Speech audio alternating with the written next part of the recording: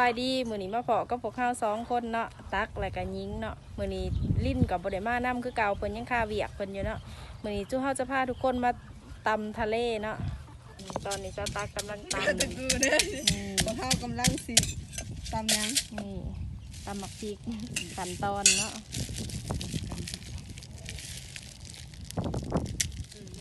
เจ้าตัก สิพาทุกคนมากินตำอีกมื้อนี้จ้า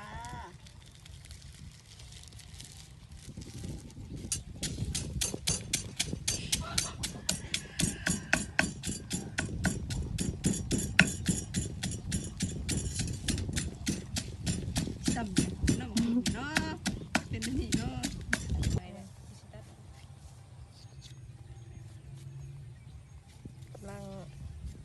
กำลังใส่ส่วนผสมเนาะหมักนาว ขีดอันจะว่าน่าถ่วงว่าขีดครบอีกนะ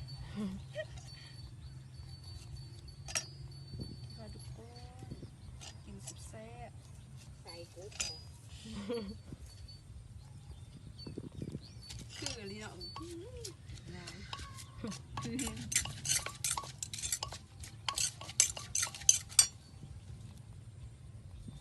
ก็ปลาแดกลง เด้อเอาหยัดมันเค็มอีกหน่อยหนึ่งโอ้เดี๋ยวไว้ทุกคนเอาก่อนจะคนทุกคนดูซะอุ้ยหัวกุ้งเอาออกซะเอาหัวกุ้งให้อีน้ำตาลซะเนาะกุ้งโอย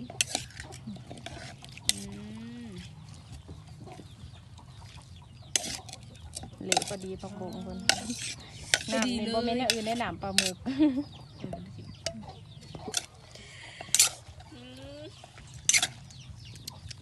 จะเสียไปทุกคน ยกโป ขี้มือเลย แล้วเนาะ แล้วนี่หน้าตาเป็นเนื้อใดผ่านอยู่บ้านเนาะแดดเด้ เป็นคนตาม เอ้าไปขี้พูกูเด้เสื่องไว้ได้นี่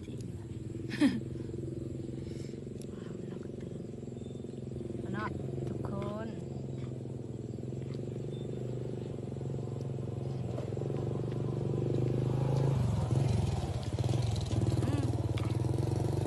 แล้วกินเยอะเขาบอกว่ากินเยอะด้วยน้ำแห้งเลย น้ำปั๊บน้ำแทง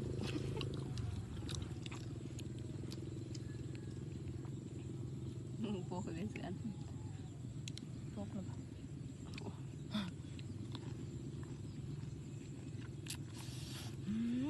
มันไก่มาจาก น้ำแทงคน ไก่ 2-3 เถื่อบาทแล้ว มันจะไก่มันแดดแล้วพี่น้อง ขวดเลย5 มุมต่างกล่องอย่าง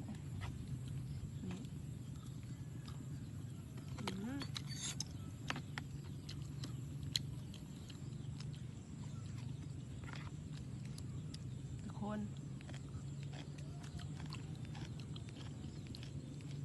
เป็นแต่2 กล่องแดดมันนี่มันได้เกี่ยวขาวเนาะ มืออื่นสตาร์ทสิพาไปเกี่ยวเขาอีก มันจะผ้าขามหัว ไปบ้างมาเกี่ยวซอยแล้วอันเด้อ ใส่เป็นน้ำเลย เป็นลูกเคยแม่สตาร์ท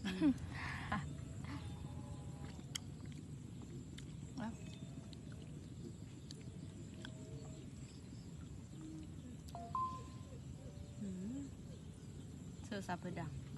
ของสัน อุ้ยขอ2 นาทีเลยดิไว้เดี๋ยวผักของโปรดคอนสตาร์กเลยเด้อนี่เด้อมักแห้งเด้อผักอันนี้ กินผักบงเลยตาหวาน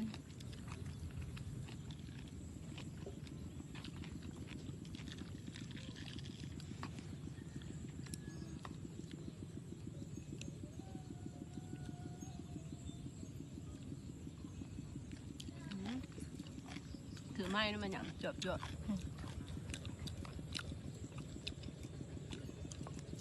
อย่างที่ซื้อไม่ ตอนนี้เงินยังบ่พอ ตอนนี้ยังบ่มีเงิน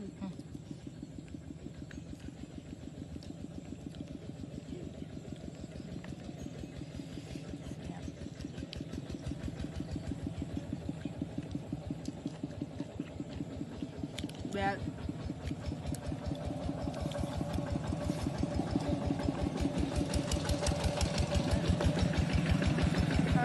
จะเล่นของ เกือบเสียสองหลายทาง จะเล่นสองอ่ะ ยังบ่พิกพิกตอนเราพิก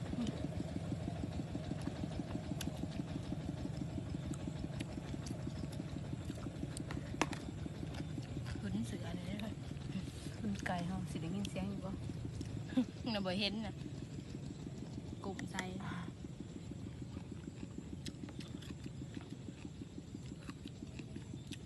จีบไม่ทูบ่ได้อยากเป็นแบบนั้น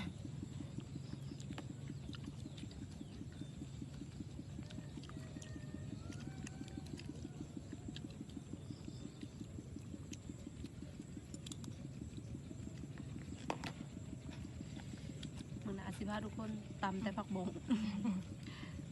หมักแห้งนี่เอ้าคำสนนะ มันคือหน้าท้องมีเสือแพร่แลน คือตรงนี้เนาะ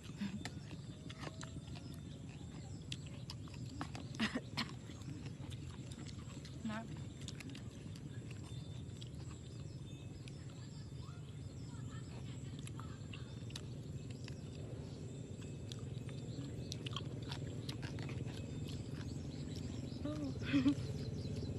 บ่เห็นหนา ผมเลยเนาะ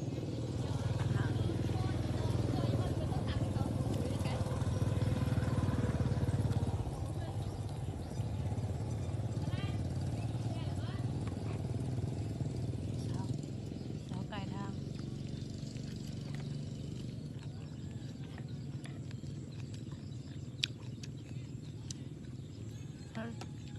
เขาชัดไปมั้ง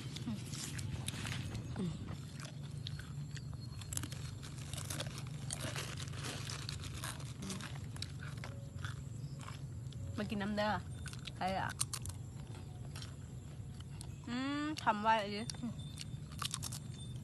ฟ้าคำใหญ่ๆหัวกุ้งหอยกันมาแล้วมักเล่นนะ กูบอกอันปล่อยยายก็กูเห็นตอนมันก็เบื่อตอน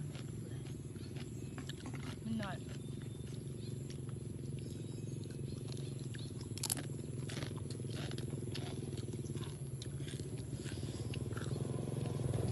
เรากินคนเดียวกูเริ่มเลย กินแล้วนะ กี่ทีแล้วดิกินคนเดียวอืม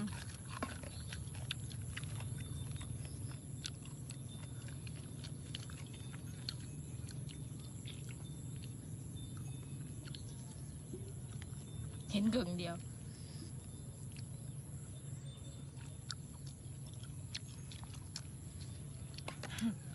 เสือก็ข้อตกทั้งเครื่องใหญ่ทั้งหลุมหน่อย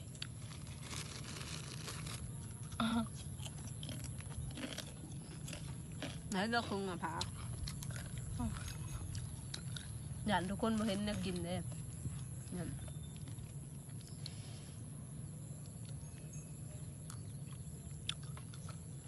จานอยู่หน้าก่อนที่ประมาณนี้จานของมางามไปเลยเด้อ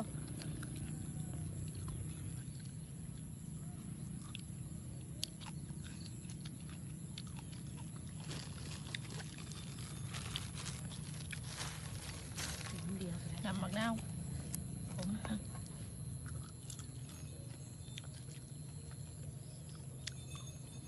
เสือคอตก หา2,000นั่นซื้อไม้แล้วซื้อค่าของไม้อีก อันนี้ก็มั่นบะมันถอด ค่ากงครับมักสุดใจ เห็นของเรา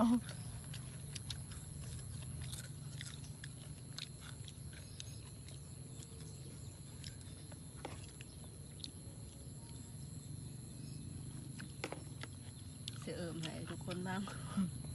เริ่ม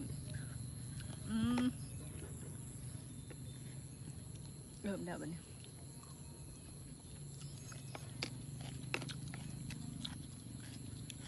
กุ้งกะมีแต่หัวมันทุกคนนะ โตมันอ่ะ กินแล้วอันนี้ตอนหน่อยพอ จนบ่เห็นเลย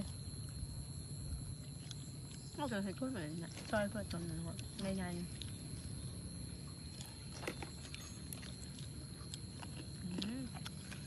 บรรยากาศงามแรง มือหน้าสิพาทุกคนมากินหมูกระทะเนาะมือหน้าก่อนนะ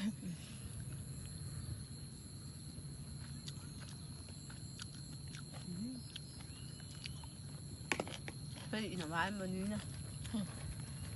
มือในบ้านบ่กวน มือน่ะนอนหนึ่งตำนี่มันจิ้มหอมไปเลยมันไม่น่าคนกินเลย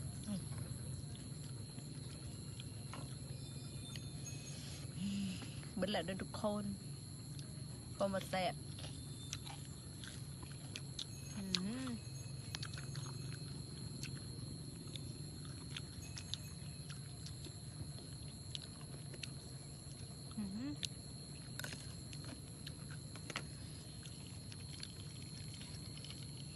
แบะยืนแน่นหนาว เหมือนน่ะบอกเลยมึงได้ซื้อ แบกที่รถหนึ่งไม่มาลงให้ทุกคนบ้างแล้ววิดีโอแบกขี่รถ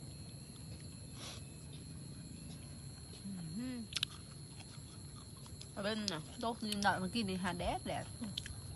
ไปแห้ง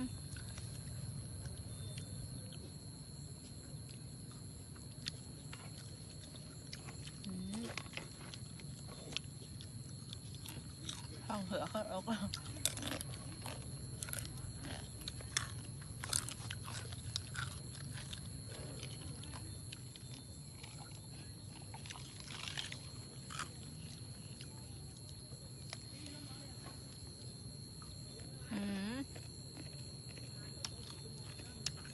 ขังเพี้ยนเลยไงขังเพี้ยน โรงเรี เพี้ ย ย น น ม นา ต้ โพ น เลยอัน ประถม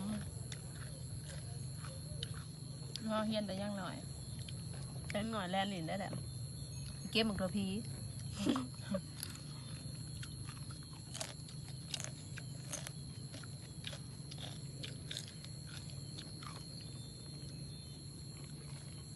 อ้าว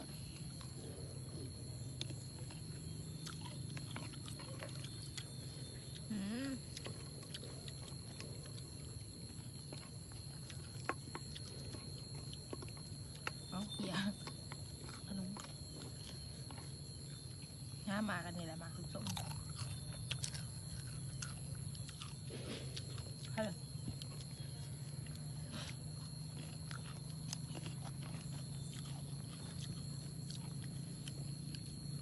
กินอย่างเดียวบ้านไปจบเลย